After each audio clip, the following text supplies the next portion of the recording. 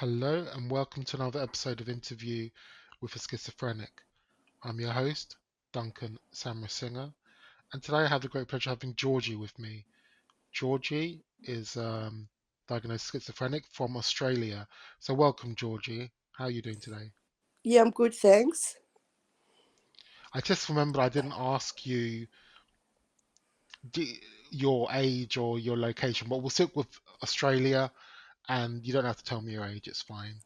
Okay, So, so let's just let's start. So, the first question, I want you to give me a history of your mental health journey. okay, Um, so, just talk about it freely. You can start as young as you want and include anything that you feel is relevant. If I find something that I want to ask a question about, I may interrupt you and ask a question, um, and we'll see how we go. So now it's over to you. okay. I guess I was a depressed child. I can look back now and see myself as a child feeling depression. Um, I was an anorexic teenager um, Mm, in the 80s, which meant that there was sort of no recognition of eating disorders back then. Um, Depression and anxiety and anorexia followed me through into my 20s. Um, at, I always found drugs and alcohol really attractive. yeah, From a young age, I was really attracted to marijuana um, and alcohol. And in my 20s, um, I was um, very much involved in the party scene in Melbourne in the 90s. And I took drugs, alcohol, and partying really seriously. Um, I was hospitalized with anorexia when I was 26 years old. Um, there wasn't a lot of awareness around um, eating disorders back then. And the treatment that I received in a psychiatric hospital was so traumatizing that I decided that I would never try and starve myself again. So, in a way, I sort of left anorexia behind, um, but I was still using drugs. I was still suffering from depression and anxiety. Um, I started using heroin mm, in my late 20s. I did that for 2.5 years and went into treatment. Um, I went to there wasn't in Melbourne. There wasn't really a lot of drug rehabs. Um, so um, I started going to Narcotics Anonymous and seeing a psychiatrist. And it yeah. took me about a year to recover from that and return to work and to feel normal again. Um, so that was really difficult. Um, So what year was that? Was that in the 90s? it was actually I recovered at 2000. I felt like I had recovered from drug addiction. I was still socially drinking, but Mm, there was a big culture of binge drinking in the yeah. city. I was just gonna say that I think I'm a similar age to you, and Yeah, so around that time, there was a culture of binge drinking in the UK as well. yeah, Um, it was kind of pre-internet, wasn't it? And there, it was much more. I know in the UK we had the laddish culture, and I was go drinking on the weekends and that sort of thing, partying. It was a much more of a culture than it is now, where young folks seem quite introverted and on the internet all the time. Um, you you don't see it now. Like the yeah, culture around alcohol has really changed in Australia. Mm, leading towards a much sort of, people are definitely drinking, but it's a lot more moderated, in moderation, and mm, around food yeah, and restaurants and bars rather than nightclubs and pubs. yeah, It's yeah. really I think it's interesting. connected to the internet. Could be. Um, it's just like you get the youngsters, like the Gen Zs. They're like, making TikTok videos and on Instagram, this sort of thing. Yeah. Um, so yeah. So yeah, Whereas I, carry on. Yeah, go on. Carry on. I want you to carry on with your story and tell me what happened. well, I was probably a year clean from using drugs, Mm, and I met my ex-husband. mm, He was, like, I can look back at it now and say he was definitely had an alcohol problem when I met him. yeah. We both did. Um, but in the society we were living in, it wasn't society wasn't telling us that we had a drinking problem. It was just social. Yeah, So I think as you go back, what is considered a drinking problem gets harder and harder. Do you know what I mean? Like yeah, like like today, if you post a couple of beers on the internet, people think you're an alcoholic. But back then, it was more real. I think. Um, you know, I get that's what I reckon. Um, yeah. But I was, on the same token, I was still very functional. Like, I was mm, running a business, um, had employees and customers. So um, I thought I was, kicking goals, I suppose. But I can look mm. back at it now and see that I was drinking too much. And in essence, I've got a long history of medicating depression and anxiety. It's interesting that you said you're a depressed child because I can relate to that. Um, because I remember going to my mother and say I said I feel depressed, and she said you're too young to be depressed. Um, but that was as a child.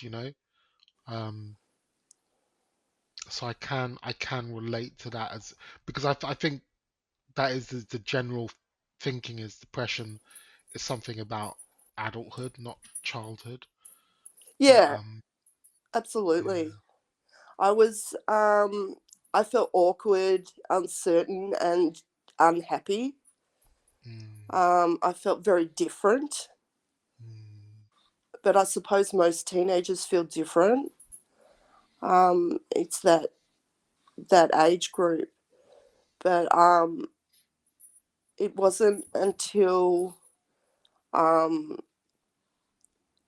me trying to recover from drug use was I prescribed anti depressants. So when did the psychosis start? Um, I had, I guess, I my marriage was falling apart. I was married for 10 years. Mm, I had a chronic pain condition, so I was pretty much bedridden for about 2 years. yeah. Um, I had multiple surgeries to overcome this condition, and I had been abusing prescription medication. Mm, Um, Back then, you could buy codeine over the counter in Australia. You can't do that mm, anymore because of mm, people like me who were abusing codeine. mm. Um, and I basically rendered myself with something similar to a heroin addiction. Okay. Um, I went and did a detox at a rehab for my codeine addiction. Um, I was depressed. I was insane after all the surgery. My Mm, marriage was falling apart, and I decided that suicide would be the best way to deal with my situation. Okay. So I went and bought a whole lot of heroin Mm. and tried to overdose. Um, I had, I guess you could say, like 10 years later, guess you could say that I had, like, I thought I'd had a near death experience. Okay. You know, that's Uh, something that, I'm very interested in near-death experiences. yeah, I it is. watch a lot of them on YouTube. Do you? Yeah, I do Um, actually. it, Yeah. I've read a lot about other people's near death experiences and never found anything close to my personal Hmm. experience. So I guess I took a lot of heroin and Mm. expected to pass out, Mm. and I didn't pass out. Something felt terribly wrong, and Mm. I felt myself being dragged out of my body. Um, Yeah. and I thought I was seeing all these sort of, it's quite cliche, but I felt like I was moving through a cloud that the sun was shining on. Yeah. Um, and thinking the whole time that this is wrong, I should be passing out and feeling euphoria. But um, so I had, I don't actually remember a lot of the time that I was actually out. Hmm. Um, was taken to the edge of the universe, Yeah. and I was looking back at what I thought were two solar systems. I was Hmm. looking at the solar system that was planet Earth and the solar system that was next to us. Okay. Um, I thought it was the most beautiful thing that I'd ever seen. Um, and I didn't feel alone. Like, I felt like there was another being with me. Yeah. Um, and then I remember being returned to my body, against my will. Mm. Um, and I was forced back into my body, and I heard a voice say, "You're not finished yet." Yeah. And I was really upset and angry about being returned to my life.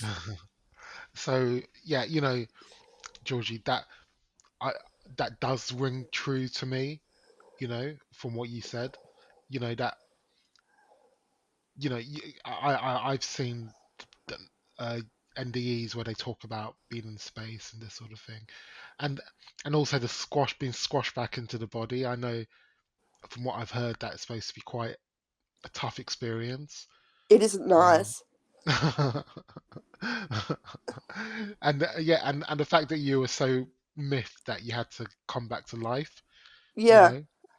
I was really angry about being forced to be returned to my life. Yeah. I was angry about that for a couple of years. Mm. So I woke up from my overdose attempt in a public psychiatric hospital, which is a really cruel awakening. Mm. Um, I started hearing these instructions about telling me not to argue with people and just do what I'm told, um, and just follow direction, in time everything will come to surface. Was that a And these, hallucination? I don't think it was. Um, I thought it was instructions. Um, but if I From the other started, side? yeah, Yeah. if it was to happen to me today, I would Mm. go, all right, I'm becoming delusional, Mm. um, or or I feel like I've got intrusive thoughts. Mm. Um, so I managed to get my ex-husband out of my life. He'd been diagnosed with bipolar, Mm. and I didn't understand what a serious diagnosis bipolar is. I thought it was Mm. something like ADHD, like it, Mm. um, So it was really difficult for him to get him to exit my life. Um, and I found myself living in this beautiful house that we had rented together, and it had this big overgrown old established garden in it, Mm. and it was a very reclusive house in the middle of the city. Yeah. Um, and I started feeling like I was getting instructions to start meditating. Um, and so I looked on YouTube for guided meditations.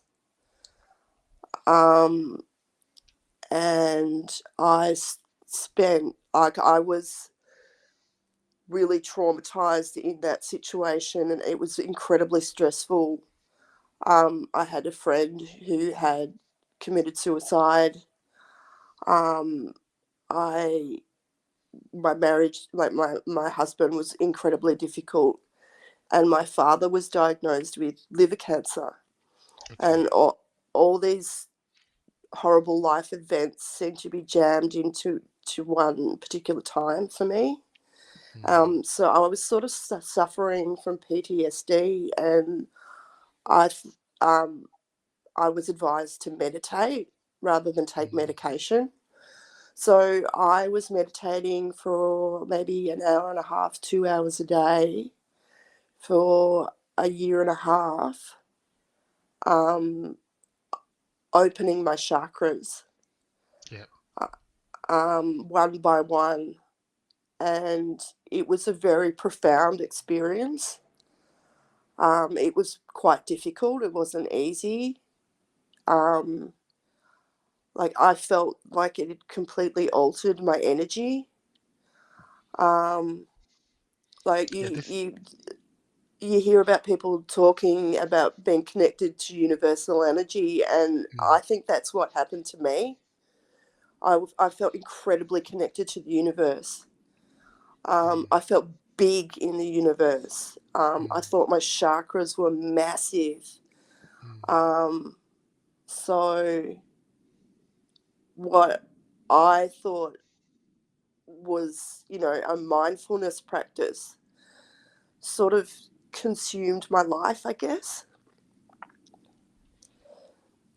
Yeah. Um, it took a year and a half of meditating to open my chakras, and I did that without any guidance.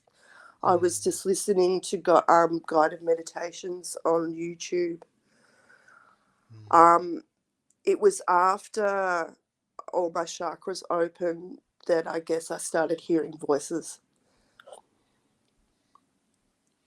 What year was this? Um, it was about 2014, Okay. 2015. And okay, because in terms of chakras, um, I read about it, but I've never gone any deeper than that. Um, but I do relate to the feeling of being connected with your surroundings and with nature. I relate to that, but I've never tried to do anything with my chakras. Um, but I wouldn't advise that you do that. It's actually it's actually very dangerous. Mm. So what I thought I was experiencing was called a Kundalini awakening. Um, and that involves chakras and a snake that Yeah. is connected to your spine. And that snake is very real. Um, Mm. there's a thing called Kundalini psychosis. Mm. Um, and I could say that that's what I was having. Um, Okay. so after I opened my chakras, I sort of started playing around with crystal pendulums. Yeah. And I found that I could really swing those things like a helicopter. Was that without touch or was it? Yeah, without movement. I'd always had a deck of tarot cards, Mm. and like you can't really communicate with tarot cards, but I started trying to do that, or trying to predict the future, because Mm. I thought I was on a pathway to become psychic. Mm. Um, so the voices that I started hearing first came to me through automatic writing. Mm. They would just move my hand. Mm. So it all happened really slowly, that I was all of a sudden communicating with what I thought were beings in another dimension. And Yeah. it, Did it lead to some sort of psychiatric um, evaluation or sectioning or something? well, because I'd had the near death experience and Mm. crossed over Mm. into a different realm, Mm. um, communicating with beings in a different realm didn't seem unbelievable Unusual. to me. Yeah, it Mm. was unusual, yes, but believable. So these entities didn't, they communicate directly through my body, like through, and use my throat to speak to me in different voices, that I can't produce. Yeah. Um, and I was living in this house alone, um, communicating and talking to these beings, for too long. Um, they convinced me that I was in reincarnation, um, and I had chosen this life before I became me. And they convinced me that certain people in my life were also in reincarnation. Mm-hmm. Um, I started using drugs again, Mm-hmm. and I went to rehab for that pretty quickly. Um, and they convinced me that I was going through drug recovery, with other people that were going through the same experience, but no one was communicating about it. So, when you look back now, do you feel it was a delusion? I I flip flop Mm. between, like, I've recorded made videos of myself, communicating with these beings, Mm. um, just to try and, um, ascertain whether or not it's a hallucination, because they can alter my face. Okay. Um, so it's really difficult, um, for me to accept that they were hallucinations that in some way Yeah. were related to my mind. Yeah, Like, I know. I kind of know where you're going. It's like, is all my hallucinatory experiences just a figment of my imagination? I don't accept that either. I simply don't it accept it. like I've come to terms with it. It's not about imagination. Mm. Um, so I think that these voices drove me into a psychosis. Mm. And I can accept that my experience with them resulted in very bad and poor mental health. Mm. Um, because they were talking directly through me, I didn't think about hearing voices as such, Mm. because they were so physical. Have Um, you there's a very famous ghost story um in London in the 1970s called the Enfield Haunting. Um, and it was a poltergeist. but the main character was a young girl in the house, and the ghost would speak through her using her vocal cords. Mhm. Um, so she would make a deep sound in her voice, and that would be the entity speaking. Um, Mhm. and they said they did all sorts of tests, and they said, you can't sustain that vocal cord stimulation by yourself without you getting a serious damage to your throat. It was they did lots of tests, and people, you always get people who don't believe it, but I've read the books about it, I've seen documentaries, and it's pretty convincing, I would say. So that's what I thought about when you said it's using your voice, Yeah. because this is what happened in the, you can look it up afterwards, the Enfield haunting. What's it um called? Enfield, Field haunting. Okay.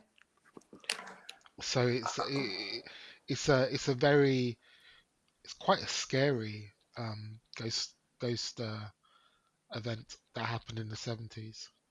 Okay. So Georgia, I think we're coming up to time here. I don't want us Okay. to go on too far. I think, would you like to come back for part two and we can talk more? Yeah. Yeah. Okay, Yeah. I cool. would love that. Okay, cool. So we'll schedule that in later. It's an absolute pleasure having you on, Georgia. What I always do is I add music on the episode. Is there any particular type of music, like a genre, and I'll add it on? I actually am going through an experience where I'm not listening to music at all because my voices will sing Mm, along or it'll be repeated to me for weeks and weeks. okay. So I'm not adding You that don't want to... you don't want any music. Yeah. Is I'll that see. I'll see okay? if I can find some. Maybe I'll put some white noise on or something like that. Okay. Um, yeah. Okay. Cool. Okay. Cool. Absolute pleasure to speak to you, You too. Georgie. And I'll message you on the forum and we can schedule another recording in. Okay. That'd be great. Okay. Cheers. Thank you very much. Thank you. Bye. Bye.